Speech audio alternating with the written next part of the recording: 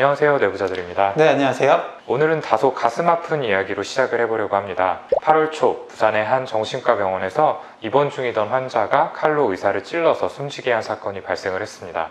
누군가에겐 그러려니 할 수 있는 사건이지만 정신과 의사로 일하고 있는 저희들에게는 굉장히 충격으로 다가온 사건이었죠. 네, 맞습니다. 그 임세현 교수님 사건이 있은 지 불과 한 1년 반 정도밖에 지나지 않았는데요. 다시 한번 이런 사건이 발생하게 돼서 너무 좀 참담한 기분입니다. 그렇습니다. 하지만 이 사건을 자세히 들여다보면 그 본질이 그 당시에 그 임세현 교수님 사건과는 정말로 다른 곳에 있다는 걸 알 수 있는데요. 네. 거기에 대한 이야기를 좀 더 자세히 드리고 싶어서 오늘 이 영상을 준비하게 됐습니다. 우선 사건의 개요를 말씀을 드리면요.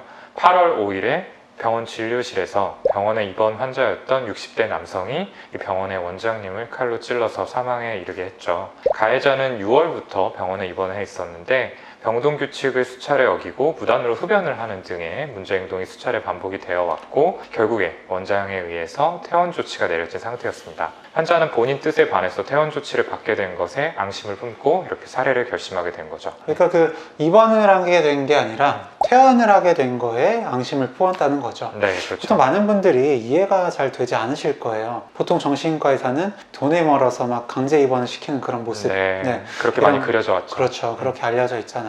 하지만 현실은 달랐습니다. 처음 입원 시에도 그 이 원장님께서는 입원이 필요하지 않다라고 했는데 막무가내로 입원하겠다고 난동을 부리는 바람에 어쩔 수 없이 입원을 시킬 수밖에 없었다고 알려져 있어요.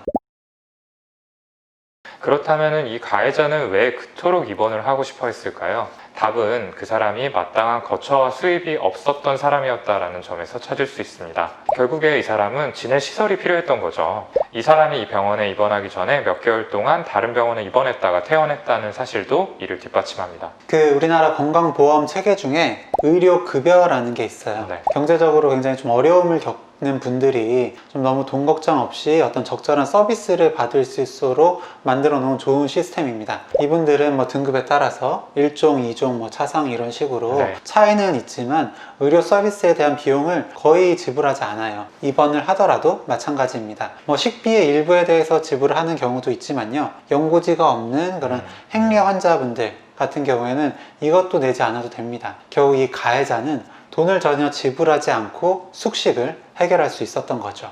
듣기로는 입원 후에 약물 치료도 거부하고 병동 생활에서 지켜야 하는 규칙들을 거의 지키지 않았다고 합니다. 오히려 다른 환자들까지 선동해서 규칙을 어기도록 했다고도 하고요.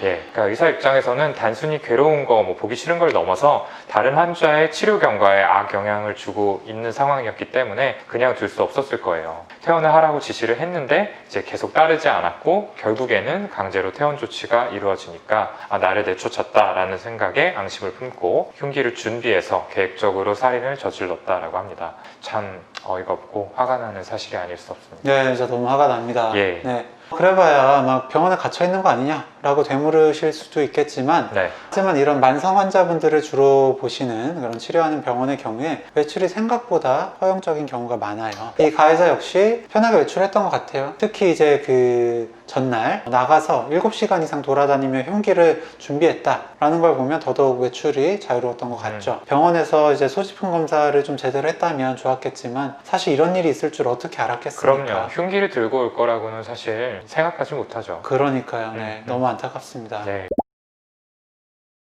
결국 요약하자면은 가해자는 병원에서 권하는 치료를 모두 거부한 채 입원의 혜택만 받고 있었다라고 볼 수 있겠습니다. 그래서 이런 케이스를 두고 사회적 입원이라는 용어를 사용을 하더라고요. 네. 치료 목적보다는 이제 수용에 가깝다라고 해서 이렇게 표현을 하던데 저는 이런 케이스를 입원이라고 불러서는 안 된다라고 생각을 합니다. 의료급여란 거는 경제적으로 어려운 분들이 적절한 치료를 받으라고 만들어 놓은 제도이지 누군가를 모시라고 만들어 놓은 제도는 아니잖아요. 단지 가해자는 이 제도를 악용해서 부당한 이득을 취한 것 뿐입니다. 그렇죠. 뭐 이렇게 너무 추울 때 네. 결국 지낼 곳이 없으니까 뭐 경범죄 같은 걸 이제 반복해서 수용 목적으로 네, 그렇죠. 구치소나 교도소나 가려고 하시는 네. 그런 분들이 계시는데 약간 비슷한 경우였던 것 같아요. 네, 그렇죠. 그러면서도 막 외출은 자유롭게 하고 이분은 네. 더 이런 건보 재정에 악영향을 끼쳐서 제대로 치료받을 수 있는 사람조차도 못 받게 만드는 그렇다고 좀 생각이 듭니다. 물론 어떻게 보면 이런 분들은 사회적으로 경제적으로 약자이기 때문에 누군가 책임을 져줘야 된다 된다라고도 볼 수 있는데요. 하지만 그 책임은 최소한 국가나 사회에 있어야 되는 거 아닐까 싶습니다. 왜 그 책임이 한 병원,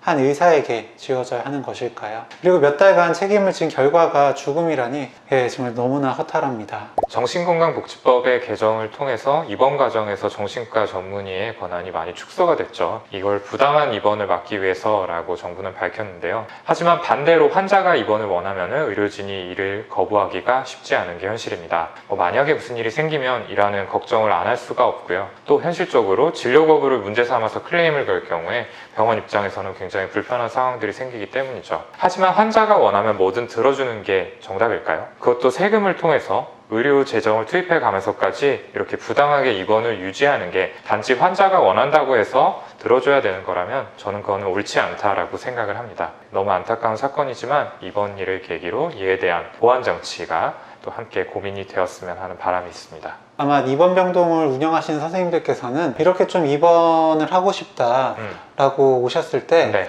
더 고민이 되고 거부하게 될 것 같기도 해요. 그래서 이런 환자들의 입원 자체를 법원의 명령을 통해서 결정하는 사법입원이라는 제도의 필요성에 대해서 다시 한번 생각을 해봐야 될 것 같습니다. 법원의 결정을 통해서 이 사람이 입원이 필요하다라고 했을 때 어떠한 권력에 의해서 결정이 된 거기 때문에 의사 한 사람이 그 책임을 오로지 지지 않아도 된다라는 장점이 있고요. 퇴원하는 거 역시 법원의 명령을 통해서 퇴원이 결정되었다라고 한다면은 의사가 이러한 위협에 노출될 필요도 없을 거라고 생각을 하거든요. 여기에 대한 제도적인 보완 장치들에 대한 고민이 이루어져야 할 때라고 생각합니다.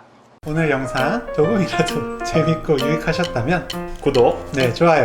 댓글 쓰기, 알림 설정까지 네, 꼭 부탁드립니다. 감사합니다. 감사합니다.